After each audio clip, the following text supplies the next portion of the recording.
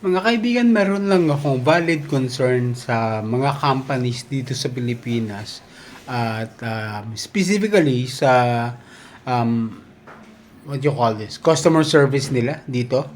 I have been battling for 5 days now kasi wala akong internet connection, and you know how it is, especially me, work from home, and of course pag work from home ka, kailangan mo ng internet service, and your earnings will depend kung gaano karami yung matatapos mo sa mga trinabaho mo at kailangan mo ng tulong ng internet. And again, it's been 5 days. Ang hirap tawagan ng Converge. Meron silang click to call. Experience ko yesterday, umabot ako ng siyam na tawag kasi nga opening spiel pa lang. For some reason, di ko alam, dinidisconnect ba nila o nadi-disconnect? Is it system issue?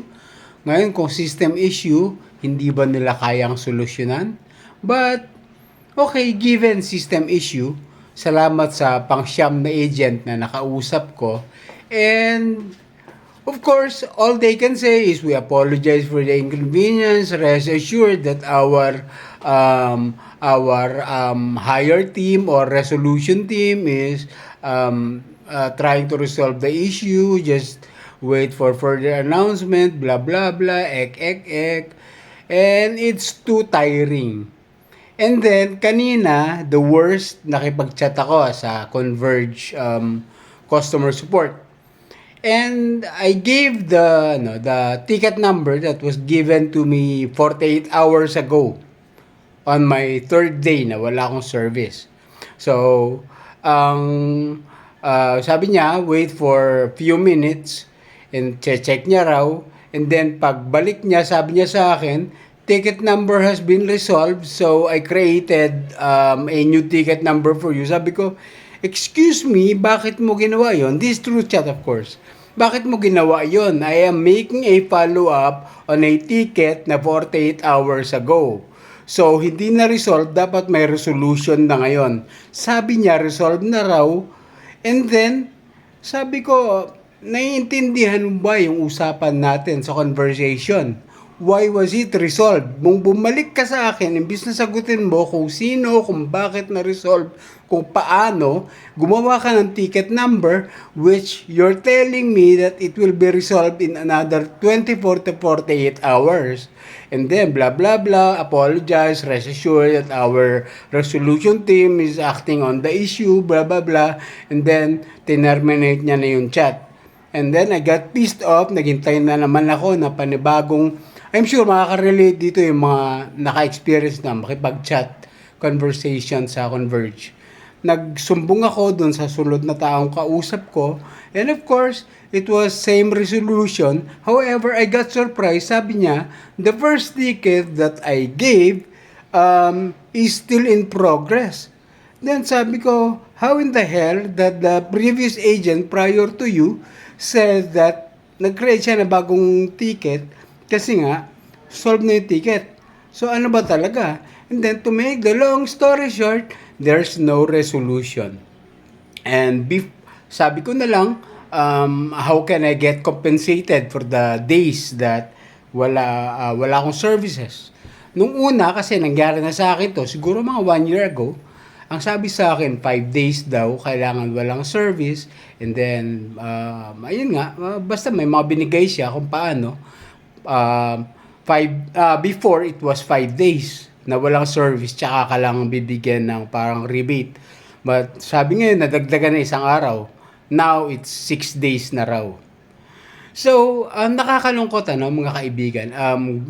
Galing ako sa nakatatlong call center ako. Ang sinerve kong country is just only the US. Nakatatlong accounts. So, hindi ko na i-discuss kung sino-sino yung mga yon. But, again, that's an international customer service ang aming pinagsisilbihan o sinusupport as we call it in our time. I just don't know ngayon, no, since BPO na ang bagong tawag sa kanila. But anyway, what I'm trying to say is doon sa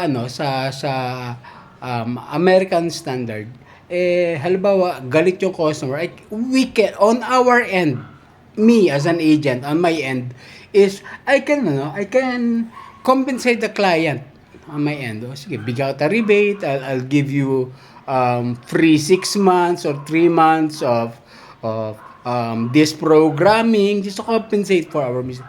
But here on our end, ang mga agents, we can't really blame them. Wala business business. But hindi tayo kino-compensate as Filipinos. Talagang kawawa kung kawawa ka lang. Like this resolution that they gave me is maghintay lang daw and just an assurance na ni-resolve daw nilang issue. Sabi ko, ba't hindi kayo makapag-dispatch na ba ng tao na pupunta sa bahay para tapusin na yung once and for all. So it's really tiring. To make the long story short, there's no resolution at all. And it's too bullshit. Alam nyo po, nag-load ako like kahapon. It was like 7 gig and naubos na siya kaninang umaga. And of course, yung mga previous days, nag-load pa. Ibig sabihin, pa 100 yun every day. And nakaka 400 pesos na. Of course, we have a student here dito sa bahay. Siyempre, yung asawa mo ko, connect pa. Lalo para matipid, masulit nyo yung Kasi sa mahal ng bilihin, sa mahal ng lahat, mahal pa internet, nagbabayad ka ng 1,650 ang binabayad namin monthly dito sa conversion na to. And then puputulin nila ang servers for this long, tas hindi sila makapang-send ng tao. So meaning, tomorrow morning, I will need 100 pesos again para magkaroon ng internet, makapagtrabaho, everything. And again, it's really too tiring. Mag-e-election na. Mga kaibigan, sana po supportahan nyo ako. Ipakalat nyo itong video na to para once and for all, merong politiko sana na makanood. At sana ayusin nila yung customer service system natin. Kasi it's really tiring. Me coming from an American way of being a customer service, dito talaga sa Pilipinas, bulok na bulok. Kawawa tayong mga end user. So, ipakalat po natin itong video. Mag-e-election na pag may nakanood nitong politiko, for sure papansinin tayo.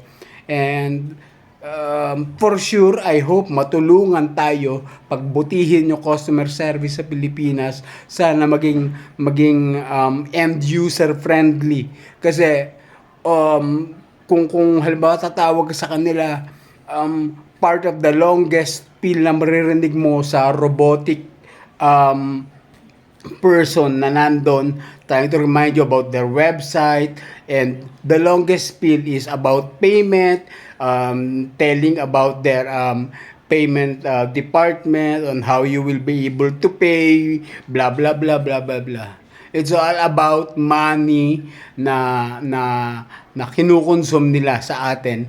And pag ganitong mga services, walang-wala talaga. Kawawa talaga tayo. So please, ipakalat nyo, i-repost nyo, i-screen capture nyo, ilagay nyo sa sarili ninyong pages. Please do so. Once and for all, kailangan nating mapabuti yung ating customer service dito sa Pilipinas kasi mukhang ang nakikinabang lang itong mga big businessman, and kawawang-kawawa talaga tayo mga Pilipino. Please lang po, para magkaroon naman tayo ng maayos na mga solusyon sa mga problema natin as end users. Please share this video. Thank you.